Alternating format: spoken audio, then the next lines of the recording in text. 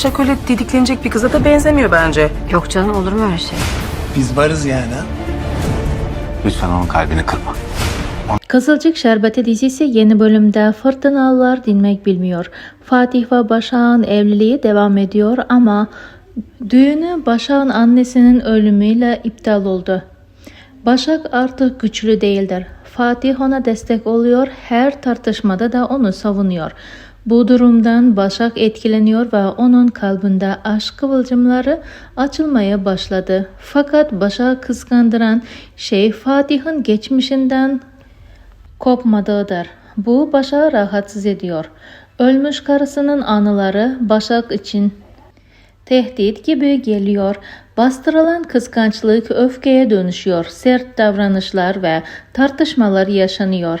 Herkes Başak'ın ruh halinden etkileniyor. Evde huzur kalmamıştır. Salkım ve Kıvılcım arasında gerilim yükseliyor. Çimen ve Emir de sonunda bu durumdan etkileniyor. Emir Çimen'i yanlış anladı ve şu anlık ayrılmış olsalar da sonradan barışacaklar ve ardından gizli nikah kıyacaklar. Anlayacağınız Salkım'ın sevinci uzun sürmeyecek.